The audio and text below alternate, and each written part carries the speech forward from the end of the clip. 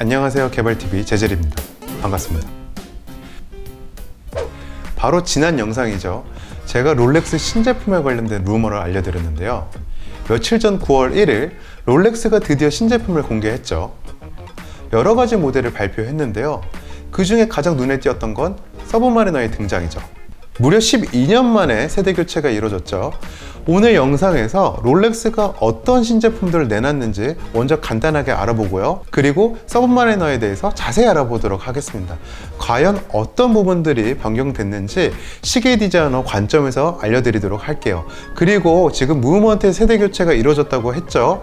지난 영상, 루머 영상에서 제가 말씀드렸는데요. 이 부분도 다시 한번 짚어드리도록 하겠습니다.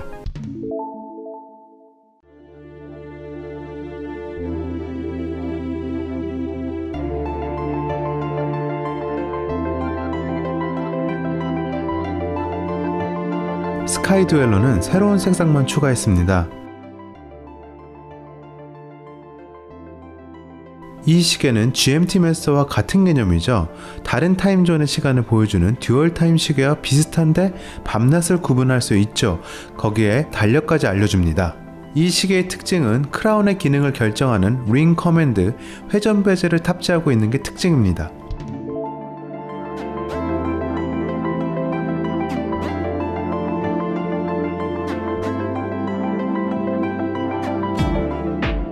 신형 오이스터 퍼페추얼은요, 크게 두 가지가 변경되었는데요. 사이즈와 다이얼이 바뀌었죠. 기존 39mm 모델을 단종시키고 41mm로 사이즈를 키웠습니다. 그게 큰 변화 중 하나고 새로운 얼굴로 변화를 주었죠. 369에 더블 스틱 인덱스를 적용한 것이 특징입니다.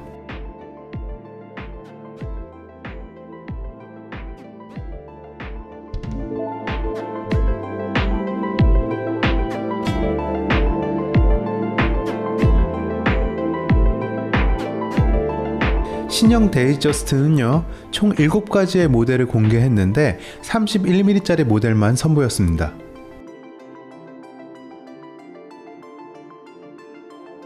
자, 그러면 이제 신형 서브마리너를 볼까요?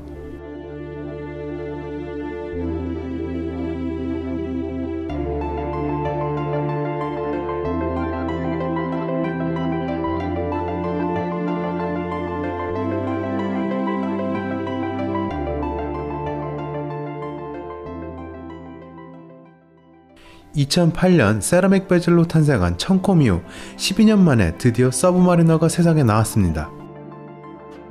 총 8개의 신제품을 공개했는데 논데이트 모델 하나와 데이트 모델 7개를 선보였죠.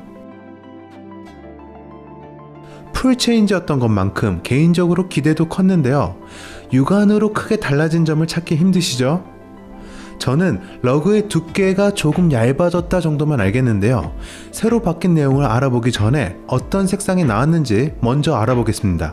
소재별로 묶어서 설명을 드릴게요. 가장 기본이 되는 904 스틸 모델부터 알아보겠습니다. 오이스터 스틸이라 불리는 904 스틸 모델은 총 3개예요. 논데이트 모델, 검정 세라믹 베젤에 검정 다이얼을 사용했죠.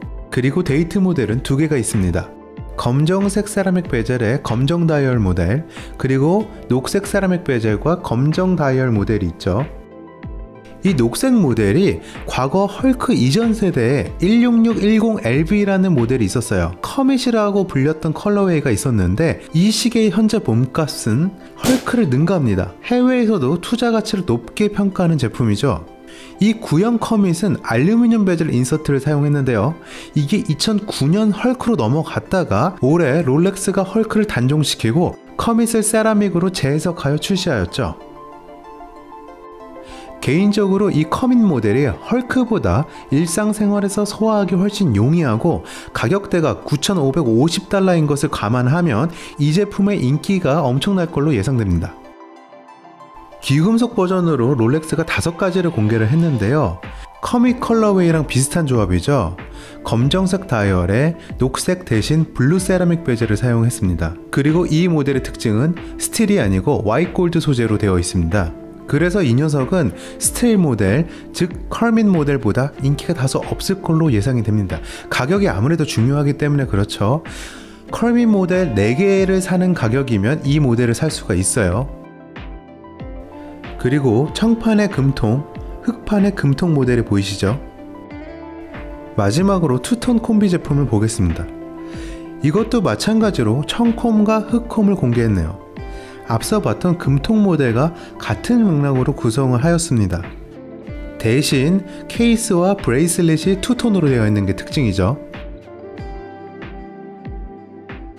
자, 썸마리너 8가지 색상을 알아봤는데요. 그러면 어떤 부분이 바뀌었는지 한번 알아보도록 하겠습니다. 사이즈와 디자인이 살짝 바뀌었는데요. 사이즈 먼저 보도록 하겠습니다. 기존 40mm에서 41mm로 소폭 커졌죠. 이 정도는 사실 피부로 크게 와닿지는 않아요. 1mm가 커져서 0.5mm씩 양쪽으로 커진 거예요. 정말 미미한 변화죠. 하지만 41로 나온 건 43mm짜리 C 듀엘러가 있어서 그랬을 거예요. 만약 썸마가 42mm로 가면 43mm짜리 C 듀엘러와 사이즈 차이가 거의 없어지기 때문에 제품 간 간섭이 생길 수 있어요. 그래서 아마도 41로 가지 않았나라는 추측을 해봅니다. 시계줄 너비 사이즈도 20mm에서 21mm로 커졌습니다. 이게 그 43mm짜리 C 듀엘러도 21mm짜리를 사용을 하거든요. 아마도 비율상 시계줄 사이즈도 넓힌 걸로 보입니다. 자, 그러면 시계 사이즈도 커졌고 시계줄 너비도 넓어졌어요. 근데 재밌는 것은 러그의 폭은 살짝 좁아졌어요. 알루미늄 베젤 인설트 그 모델 16610 모델, 그 모델에서 116610 모델로 넘어갈 때 러그가 좀 과도하게 넓어졌어요. 그래서 얘네들이 사이즈를 키우면서 그 과거에 좀 지나치게 두꺼웠던 러그의 사이즈를 살짝 줄인 것 같아요. 좁혔다는 거죠. 그래서 전체적으로 전전 세대와 이전 세대의 중간 비율을 보여주는 것 같습니다. 비율적인 측면에서 봤을 때는 가장 완벽한 서브마리너가 아닐까 생각을 해봅니다. 이전 세대는 뭔가 좀 벌키한 느낌이었죠. 그 반면에 이번 모델은 적당히 벌키하면서 적당히 슬림하죠. 그런 모습을 보여주고 있는 것 같아요. 자, 무브먼트를 말씀드릴 건데요. 이전 루머 영상에서 이미 다뤘던 내용이에요. 무브먼트의 세대 교체를 제가 예상을 했었는데요. 이 전세대 무브먼트는 3130 그리고 3135, 이게 논데이트 모델은 3230으로 업데이트가 됐고요. 데이트 모델은 3235로 업데이트가 됐어요.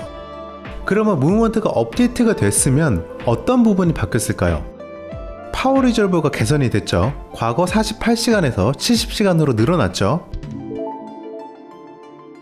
이 롤렉스의 과거 3135 무브먼트에는 별명이 하나 있었어요. 고스트 로터라는 별명이 있었는데요. 보통 오토매틱 시계는 손목의 움직임으로 시계 추가 좌우로 돌면서 시계를 충전을 해줘요. 이때 일반 자동 시계들은 로터의 움직임이 손목에서 감지가 돼요. 하지만 3135 무브먼트는 로터의 움직임을 가늠하기가 너무 어렵습니다. 왜냐하면 진동이 없기 때문이에요. 그 이유는 로터의 베어링이 달려있지 않기 때문이죠.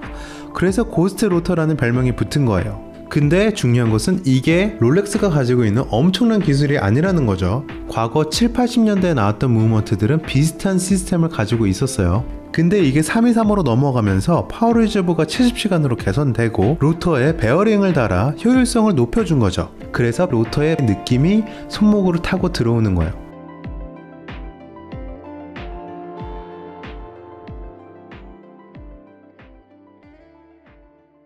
지금까지 롤렉스 신제품과 서브마리너에 대해서 알아봤는데요. 어떻게 보셨나요? 저는 조금 아쉬운 점이 좀 있었어요, 사실은. 일단 그 로테이팅 베젤이 들어간 밀가우스, 제 루머 영상에 나왔던 그 녀석이 나오지 않았어요. 물론 이게 이제 사람들이 포토샵으로 만든 그런 가상의 모델이긴 하지만 그래도 이게 나오면 대박이지 않을까라는 생각을 했거든요. 그래서 이게 나오지 않았다는 게 좀 아쉬웠고요. 그리고 서브마리너의 변화가 크지 않았다는 점도 조금 아쉽긴 해요. 하지만 좀 긍정적으로 바라보면은 이전 세대와 지금 세대를 비교했을 때 이전 세대에서 좀 미흡했던 디자인을 좀 이렇게 가다듬은 것 같은 느낌이 들어요. 그래서 완성도를 조금 더 끌어올리지 않았나라는 생각이 드네요. 이게 뭐 큰 변화는 없어서 이게 뭐야 라고 생각할 수 있을지 모르겠지만 세세한 부분을 따져보니까 이게 완성도가 상당히 높은 서브마리너가 되겠구나라는 생각이 들었던 거죠. 그리고 커밋 컬러웨이의 등장도 정말 환영할 일이 아닐 수가 없는데요. 과거에 알루미늄 버전으로 나왔던 커밋 컬러웨이를 뛰어넘는 녀석이 되지 않을까 조심스럽게 점쳐봅니다. 그리고 마지막으로 무브먼트의 세대 교체가 이루어졌는데요. 이 무브먼트가 교체됨으로써 파워 리저브가 48시간에서 70시간으로 늘어났어요. 일상생활에서 정말 유용한 기능이에요. 2, 3일 정도 시계를 안 차셔도 시계가 죽질 않아요. 그렇기 때문에 2, 3일 다른 시계를 차다가 다시 썸마로 돌아와도 시계가 계속 돌아가고 있겠죠. 이런 부분이 일상생활에서 정말 유용하거든요. 대신 70시간으로 늘어났기 때문에 로터가 변경이 됐어요. 불가피하게. 그래서 더 이상 고스트 로터의 감성은 느낄 수가 없겠죠. 하지만 이러한 변화들을 통해서 좀 더 완성도가 높은 서브마리너가 탄생되지 않았나라고 생각을 해봅니다. 자, 지금까지 이렇게 롤렉스 신제품을 알아봤는데요. 다음에 또 어떤 컨텐츠가 될지 모르겠지만 더 좋은 컨텐츠로 찾아뵙도록 하겠습니다. 지금까지 개발TV 제젤이었습니다.